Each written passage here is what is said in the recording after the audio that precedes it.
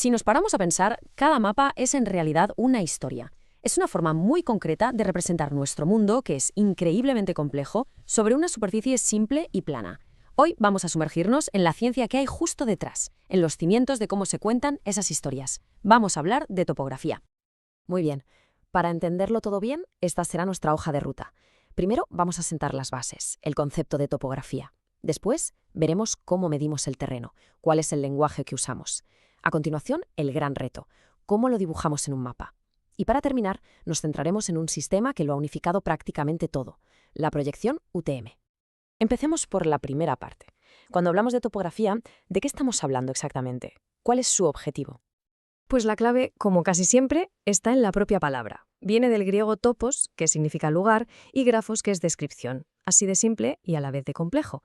Es la ciencia que se dedica a describir lugares, a crear esas representaciones gráficas de la superficie de la Tierra que llamamos mapas. A ver, lo interesante es cómo la topografía descompone un problema tan grande en partes manejables.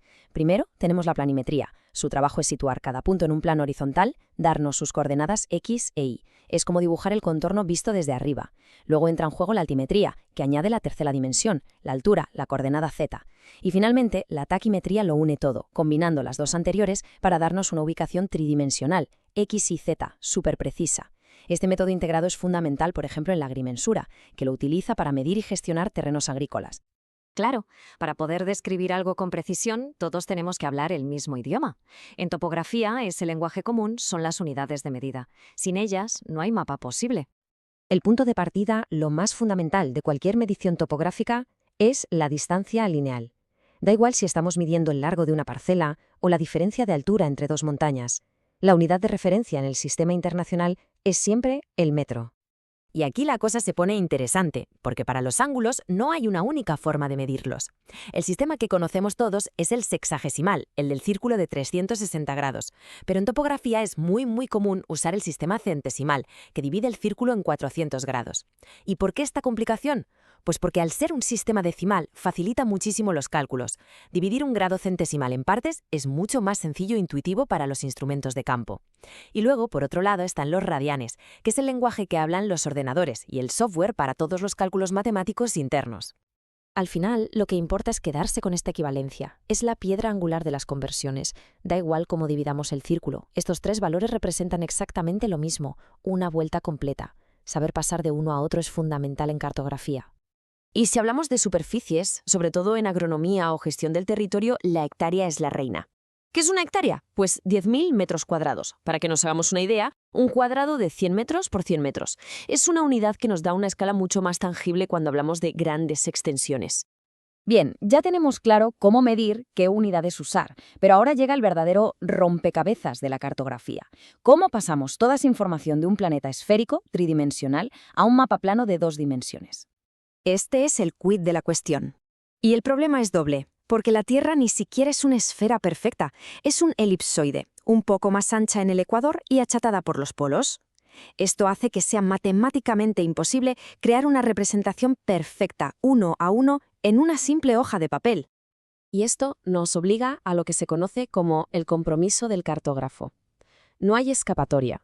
Es imposible aplanar una esfera sin que algo se deforme.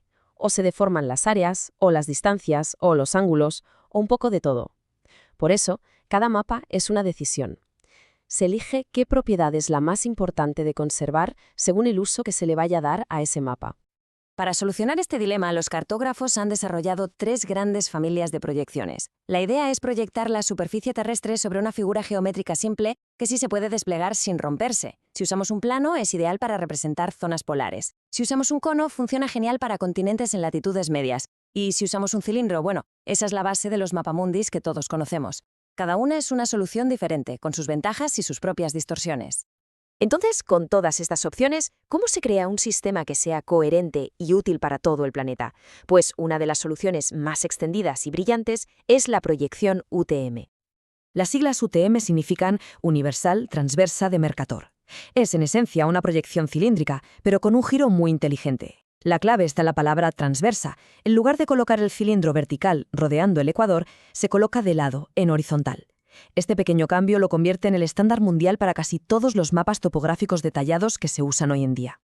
¿Y cómo funciona? Pues la genialidad del sistema UTM es que en lugar de intentar proyectar todo el planeta de una sola vez, lo que generaría distorsiones enormes, lo divide en 60 problemas más pequeños. Divide el globo en 60 franjas verticales o usos y proyecta cada una de ellas por separado. Al ser tan estrechas, la distorsión dentro de cada uso es mínima, casi despreciable. Y aquí está su gran superpoder. La UTM es lo que se llama una proyección conforme. ¿Y qué significa eso? Que mantiene los ángulos tal y como son en la realidad. Esto es absolutamente crucial para la navegación y para cualquier trabajo de precisión sobre el terreno. Un giro de 45 grados en un mapa UTM es un giro de 45 grados en el mundo real. Entonces, la idea clave con la que debemos quedarnos es que un mapa no es una foto de la realidad, sino una herramienta diseñada con un propósito. Es el resultado de un sistema de medición muy preciso y siempre de un compromiso a la hora de representarlo. La elección del sistema de proyección define para qué sirve ese mapa, ya sea para navegar, para gestionar una finca o para planificar una ciudad. Y todo esto nos deja con una última reflexión, que va un poco más allá de la técnica. Sabiendo que todos los mapas planos distorsionan la realidad por necesidad, ¿qué efecto tiene en nuestra percepción del mundo el típico mapamundi que vemos en todas partes, ese que agranda de forma desproporcionada a las regiones cercanas a los polos? ¿Qué nos enseña, quizás sin que nos demos cuenta, sobre la importancia relativa de unos países frente a otros? Hola, ¿alguna vez nos hemos parado a pensar cómo es posible que un GPS nos lleve a un punto exacto en cualquier lugar del mundo con una precisión casi mágica? Bueno, pues la clave está en los sistemas de referencia de coordenadas. Son, por así decirlo, el lenguaje matemático que usamos para definir cualquier localización en nuestro planeta. Hoy vamos a meternos de lleno a entender cómo funciona todo esto. Y aquí es donde empieza lo interesante, el gran desafío. La Tierra no es una bola de billar perfecta, para nada. Está un poco achatada por los polos y su superficie es un caos de montañas, valles, fosas oceánicas. Entonces, ¿cómo narices creamos un sistema de localización que sea preciso sobre una forma tan irregular? Esa es justo la pregunta que vamos a responder hoy. Para entenderlo bien, vamos a seguir un camino muy lógico. Primero, veremos qué es eso de un sistema de referencia de coordenadas. Luego, nos meteremos con los dos grandes sistemas, el de coordenadas geográficas, el de toda la vida, y el UTM. Después, y esto es fundamental, entenderemos qué es el datum. Y para terminar, veremos cómo todo esto se ancla al mundo real con los vértices geodésicos. Venga, pues vamos a empezar por el principio, por la base de todo. Hablemos de los sistemas de referencia de coordenadas. A ver, ¿qué es un sistema de coordenadas? Pues en el fondo, no es más que un método que hemos inventado para coger la realidad de la Tierra, que es en 3 dimensiones, y poder representarla en un mapa, que es plano, en 2 dimensiones. Esto se consigue creando una cuadrícula imaginaria con un eje X y un eje Y que se cortan en un punto de origen, el famoso 0, 0. Así cualquier punto del mapa queda definido por un par de números. Sencillo, ¿verdad? Vale, ahora vamos a por el primer gran sistema, el que seguro que a todo el mundo le suena, el que se basa en medir ángulos desde el mismísimo centro de la Tierra. Lo primero que hay que entender del sistema geográfico es que es angular. Aquí no hablamos de metros, hablamos de grados, minutos y segundos. El origen de todo es el centro de la Tierra. Desde ahí, la latitud, que sería el eje Y, mide el ángulo que hay desde el ecuador hasta un punto, hacia el norte o hacia el sur. Por eso va de 0 a 90 grados. Y la longitud, el eje X, mide el ángulo desde un meridiano que se eligió como referencia, el de Greenwich, hacia el este o el oeste. Por eso va de 0 a 180. Y un detalle importante, por convenio siempre se dice primero la latitud y luego la longitud. Muy bien, ya tenemos los grados. Pero, ¿y si quisiéramos medir distancias en metros de forma sencilla? Pues para eso se inventó otro sistema con un enfoque totalmente distinto. Este es el sistema UTM. Aquí la base es lo que se llama la proyección transversa de Mercator. A ver, suena complejo, pero la idea es ingeniosa. Intentar proyectar toda la Tierra en un mapa plano de una vez genera unas distorsiones brutales. Así que lo que hace UTM es dividir el planeta en 60 franjas verticales, como si fueran los gajos de una naranja, que se llaman usos. Cada uso tiene 6 grados de ancho. Y la gracia está en que se proyecta cada uso por separado sobre un cilindro, minimizando la deformación. Esto permite que dentro de cada una de esas zonas estrechas podamos trabajar con metros con una precisión altísima. Y aquí viene uno de los puntos más inteligentes del sistema UTM. Cómo se las apaña para que nunca haya números negativos, que son un lío para los cálculos. Para el eje X, el que va de este a oeste, en lugar de darle el valor 0 al meridiano central de cada uso, le dan un valor ficticio de 500.000 metros. Como ningún uso es tan ancho, todos los valores son positivos. Y para el eje Y, en el hemisferio sur, hacen algo parecido. Al ecuador no le dan el valor 0, sino 10 millones de metros. Así, todas las coordenadas al sur del ecuador también son positivas. Una solución elegantísima y súper práctica. Entonces, ¿cuál usamos? Pues como casi siempre, depende. No hay uno mejor que otro, simplemente sirven para cosas distintas. El sistema geográfico es global, es único para todo el planeta, perfecto para la navegación aérea o marítima. Pero tiene un problema. Un grado de longitud no mide lo mismo en el ecuador que cerca de los polos, así que calcular distancias es complicado. En cambio, UTM es perfecto para trabajos locales de alta precisión, como la ingeniería o el catastro, porque nos da distancias en metros que son fiables y consistentes dentro de cada uso. Vale, ya tenemos los sistemas, el angular y el de metros. Pero claro, todo esto, todas estas cuadrículas, se tienen que apoyar sobre algo. Y ese algo es un concepto clave que a veces se nos pasa por alto, pero que es la pieza que une todo, el datum.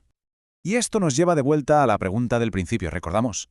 ¿Cómo encajamos una cuadrícula matemática perfecta sobre la superficie real de nuestro planeta, que es de todo menos perfecta? Para solucionar este problema, en geodesia se trabaja con dos modelos de la Tierra. Por un lado está el geoide. El geoide es la forma real de la Tierra definida por la gravedad. Es la representación más fiel que tenemos, pero es increíblemente compleja a nivel matemático. Por eso, para poder hacer cálculos, usamos una simplificación, el elipsoide. Un elipsoide es una figura geométrica sencilla, una elipse girada sobre su eje, que se aproxima mucho a la forma del geoide y con la que sí podemos trabajar matemáticamente. Y es aquí, justo aquí, donde entra el datum. El datum es, por así decirlo, la receta que nos dice qué elipsoide usar y cómo colocarlo para que se ajuste lo mejor posible a la Tierra real, al geoide, en una zona concreta. Es el punto de partida, la referencia fundamental sobre la que se construye todo el sistema de coordenadas. Sin un datum, las coordenadas no significan nada. Y para que se vea lo importante que es esto, fijaos en este ejemplo. Si usamos un mapa antiguo hecho con un datum como el ED50 que se usaba en Europa y lo intentamos usar con las coordenadas de un GPS moderno que usa el datum ETRS89, podemos tener errores de posición de varias decenas de metros. Hablamos de más de 50 metros en algunos casos. Imaginaos lo que eso significa para un proyecto de ingeniería o para un servicio de emergencias. Es absolutamente crítico usar el datum correcto. Bueno, y ya para terminar de atarlo todo, vamos a ver cómo estos modelos matemáticos, estas ideas tan abstractas, se anclan al suelo que pisamos. Pues esa materialización son los vértices geodésicos. Son puntos físicos, reales, que podemos ver y tocar. Normalmente son unos pilares de hormigón que se colocan en sitios estables, como la cima de una montaña. La posición de cada uno de estos vértices se ha medido con una precisión milimétrica. Son, literalmente, los clavos que fijan toda esa red de coordenadas teórica al terreno real. Claro, y estos puntos no están puestos al azar. Forman una red, o mejor dicho, una red de redes, una jerarquía perfecta. Por ejemplo, en España tenemos una red local muy densa, la ROI. Esta, a su vez, se apoya en una red nacional llamada Regente. Regente se integra en la red europea, EUREF. Y esta última es parte del sistema de referencia mundial que se mantiene gracias a los satélites GNSS. Es una estructura anidada que asegura que todo sea coherente desde la escala más pequeña hasta la global. Así que, a modo de resumen, quedémonos con las ideas clave. Tenemos dos grandes sistemas para definir una posición, el geográfico, que usa ángulos, y el UTM, que usa metros. Para que estos sistemas tengan sentido y sean precisos, necesitan un datum, que es el modelo matemático de la Tierra que usan como referencia. Y finalmente, para conectar toda esta teoría con la realidad, tenemos los vértices geodésicos, que son los anclajes físicos en el terreno. Así que la próxima vez que abramos una aplicación de mapas o pongamos el GPS en el coche, podemos pararnos un segundo a pensar en la increíble y elegante estructura que hay detrás. Sistemas de coordenadas, modelos de la Tierra y redes de puntos físicos trabajando juntos con una precisión asombrosa. Y esto nos lleva a una última reflexión. ¿Cuántas otras de estas estructuras invisibles, pero absolutamente fundamentales, sostienen la tecnología que usamos cada día? Vamos a hacer un viaje fascinante. Un viaje que empieza con la tinta sobre el papel de los mapas antiguos y acaba con píxeles que nos llegan casi en tiempo real desde el espacio. Hoy vamos a desgranar la increíble evolución de cómo vemos, cómo medimos y cómo entendemos nuestro planeta. Este va a ser nuestro plan de vuelo. Primero vamos a sentar las bases, con los pies en la tierra, para distinguir bien entre mapas y planos. Después cogeremos altura con la fotografía aérea, veremos el ingenioso truco que nos dio la visión 3D y nos meteremos de lleno en la ciencia de la fotogrametría y la teledetección. Y para terminar, subiremos hasta la órbita para entender cómo los satélites nos dan herramientas potentísimas para el día a día. Pues venga, empecemos por los cimientos. por una de esas preguntas que parecen muy básicas, pero que en realidad esconden la clave de toda la cartografía moderna. A que, a primera vista, parecen casi lo mismo. Usamos las palabras como si fueran intercambiables, pero en el mundo de la cartografía la diferencia es fundamental, y todo, absolutamente todo, gira en torno a una característica de nuestro planeta que no podemos ignorar. A ver, la madre del cordero es esta. La Tierra es redonda. Los mapas lo saben y lo tienen en cuenta. Por eso son indispensables cuando queremos representar países, continentes o el mundo entero. Los planos, en cambio, hacen una simplificación. Hacen como si la Tierra fuera plana. Y oye, para el plano de una ciudad pequeña o una parcela el error es tan pequeño que no importa. Pero a partir de unos 10 kilómetros esa curvatura ya empieza a ser demasiado grande como para obviarla. Vale, dejamos el papel y ahora damos un salto que lo cambió todo. Pasamos de intentar dibujar el mundo pateándolo a poder fotografiarlo desde arriba. La perspectiva, literalmente, dio un vuelco. Esto no pasó de la noche a la mañana, claro. Empezó como una curiosidad, con fotos desde globos, pero fue en la Primera Guerra Mundial donde se vio su potencial militar y la técnica se disparó. Aquí en España un momento clave fue el llamado vuelo americano, que nos dio una imagen completa del país. Y hoy en día tenemos proyectos como el PNOA, el Plan Nacional de Ortofotografía Aérea, que nos da acceso público a imágenes actualizadas y con una calidad espectacular. Pero aquí viene lo bueno. Una foto desde el aire es plana. Entonces, ¿cómo conseguimos usar esas fotos para ver el relieve, para medir la altura de una montaña? Aquí es donde el ingenio y la óptica se dan la mano. La solución fue un aparato del siglo XIX que parece casi magia, el estereoscopio. Lo que hace es imitar el funcionamiento de nuestros propios ojos. Nos presenta una imagen ligeramente diferente a cada ojo, y nuestro cerebro, que es una máquina increíble, las fusiona en una sola imagen con una sensación de profundidad, de 3D, totalmente convincente. Pues bien, esta idea se llevó a la fotografía aérea. Se planificaban los vuelos para que cada foto se solapase un buen trozo con la anterior y la siguiente. Al principio se usaban 2 aviones volando a la vez, luego ya se inventaron cámaras especiales que lo hacían todo desde un único avión. El resultado era que un cartógrafo podía coger ese par de fotos, ponerlas en un estereoscopio y de repente el paisaje plano del papel cobraba vida. Podía ver los valles y las montañas en 3 dimensiones. Muy bien, ya hemos visto el truco óptico. Ahora vamos a ponernos un poco más técnicos y a conocer las 2 disciplinas científicas que son el cerebro de toda esta operación, la fotogrametría y la teledetección. Empezamos con la fotogrametría. El nombre asusta un poco, pero la idea es potentísima. Es, ni más ni menos, la ciencia de hacer mediciones precisas del mundo a partir de fotografías. Ya no se trata solo de ver una imagen bonita, sino de poder calcular distancias, superficies o volúmenes con una precisión milimétrica. Uno de sus procesos clave es la ortorrectificación. ¿Y qué es? Pues es el proceso de limpiar la foto de todas las distorsiones. Primero se planea el vuelo con mucho cuidado para que las fotos se solapen lo justo. Luego se toman las imágenes, ya con sus coordenadas. Y al final, un software hace la magia. Corrige la deformación de la lente de la cámara y, lo más importante, la distorsión que provoca el propio relieve. El resultado es una ortofoto, una imagen que tiene la precisión geométrica de un mapa. La fotogrametría es en realidad una parte de un campo mucho más amplio que es la teledetección. Y el nombre lo dice todo, detectar a distancia. Es cualquier técnica que nos permita saber cosas de un objeto sin tener que ir allí a tocarlo. Lo hacemos usando sensores que capturan la energía que ese objeto emite o refleja. Y aquí hay que hacer una distinción súper importante. Tenemos sensores pasivos, que son como nuestros ojos. Simplemente recogen la luz que ya existe, por ejemplo, la del sol.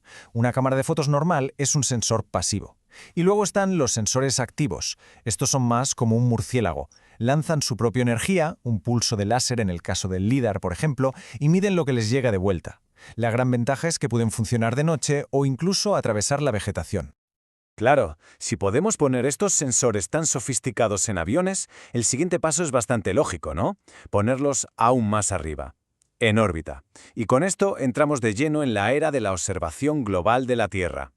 En este universo hay 2 programas que son auténticos gigantes. Por un lado, Landsat, de Estados Unidos, que lleva dándonos imágenes del planeta sin interrupción desde los años 70. Es un archivo histórico brutal para estudiar cómo hemos cambiado. Y más recientemente, el programa europeo Copernicus, que ha supuesto una auténtica revolución. Y es que esta idea que leemos es la clave.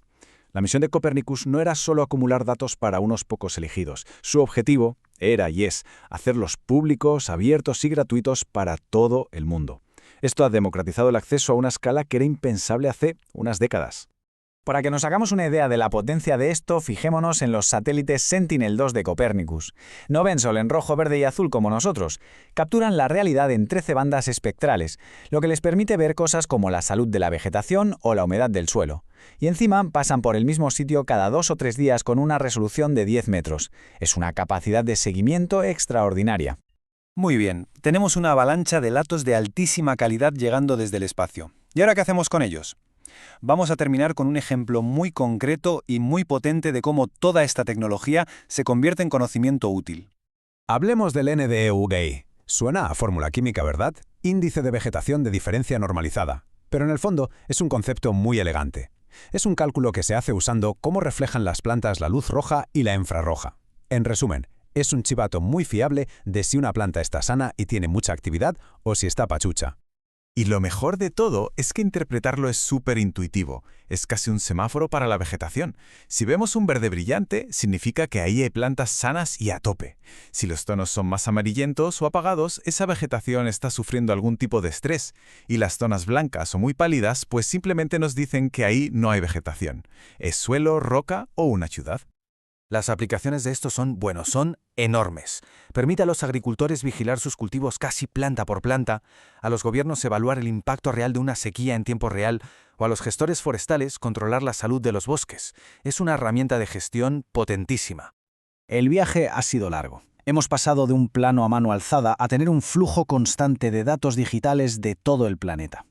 La pregunta que nos queda, y que es la más emocionante, es: ahora que tenemos esta capacidad sin precedentes para auscultar nuestro mundo, ¿cuál será el próximo descubrimiento?